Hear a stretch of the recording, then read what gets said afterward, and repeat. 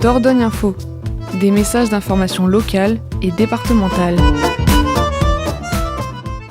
Le 7 mai 2026, à l'occasion de 100 ans de logement social en Dordogne, Périgord Habitat a organisé une matinée dédiée aux enjeux de l'habitat d'hier, d'aujourd'hui et de demain.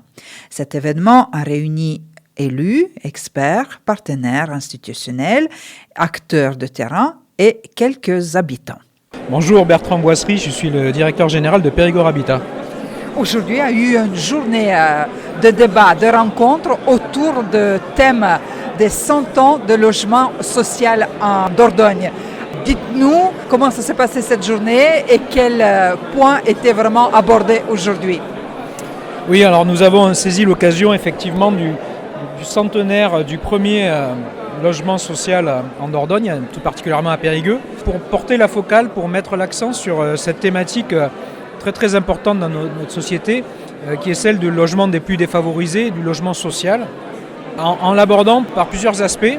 D'abord l'aspect de justice sociale, de réparation, et l'histoire de ce logement social, c'était plutôt de donner des conditions de vie dignes aux ouvriers de la fin du 19e siècle, et puis après, tout au cours du 20e siècle, les choses se sont améliorées, et les logements sociaux sont finalement devenus des avant-gardes de modernité, puisque il y avait l'eau chaude dans les logements sociaux avant qu'elle soit dans les campagnes.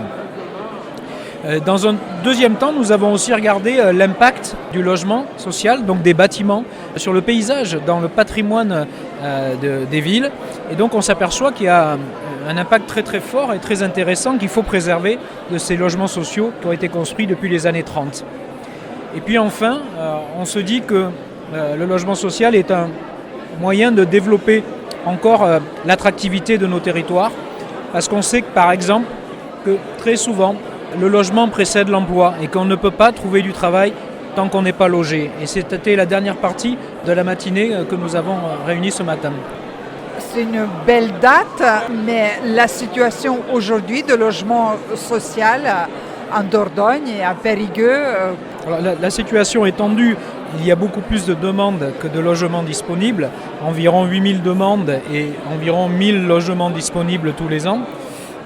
Et donc nous sommes un petit peu otages de la situation sociale nationale, avec des difficultés croissantes de vie, avec une paupérisation aussi également croissante.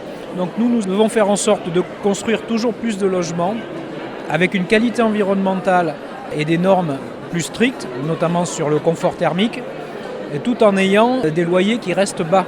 C'est ça le but de notre travail, c'est de construire des logements de la plus grande qualité possible, tout en maintenant des loyers les plus faibles possibles pour que les plus démunis et les personnes les plus défavorisées puissent y accéder.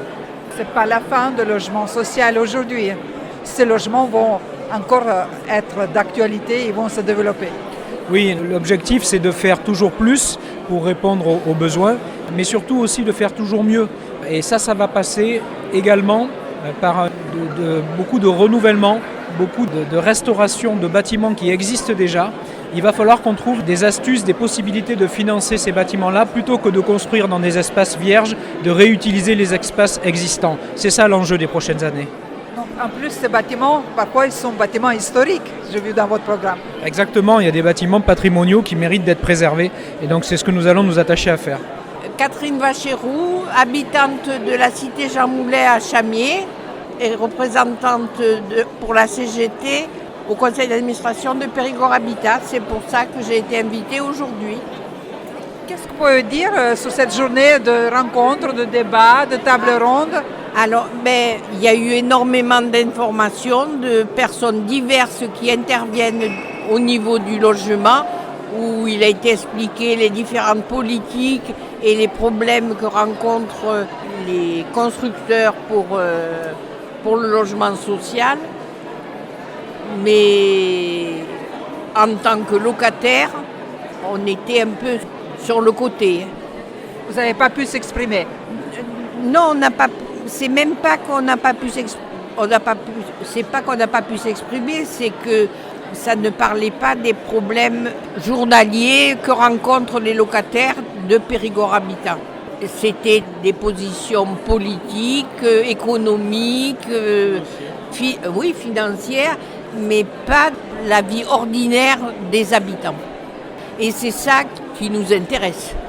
Serge Lefebvre, je suis ici au titre de l'Amicale des locataires de Chamiers et je suis aussi au conseil d'administration de Périgord Habitat. Alors aujourd'hui, je suis intervenu en tant que ma vie dans le quartier depuis que je suis arrivé. Parce que je suis arrivé dans le quartier en 69 et j'expliquais comment on est arrivé. À l'époque, dans les années 70, 80, 90, il y avait du lien social, les gens s'entraidaient. Et à un moment donné, j'ai dit qu'actuellement, le lien social est rompu. Et puis il y a des personnes d'origine et autres, de nationalités différentes qui viennent et qui s'intègrent difficilement. Alors bon, moi je suis intervenu qu'à mon petit niveau en tant que locataire. Mais bon, ça a été une bonne réunion aujourd'hui. Les tables rondes étaient impeccables, voilà. Et j'espère que, c'est vrai qu'il aurait fallu peut-être parler un peu plus des locataires, un petit peu. Parce que les locataires on est de plus en plus de locataires pauvres, avec des petits revenus. Et c'est vrai qu'il ne faudrait pas que les loyers augmentent trop aussi.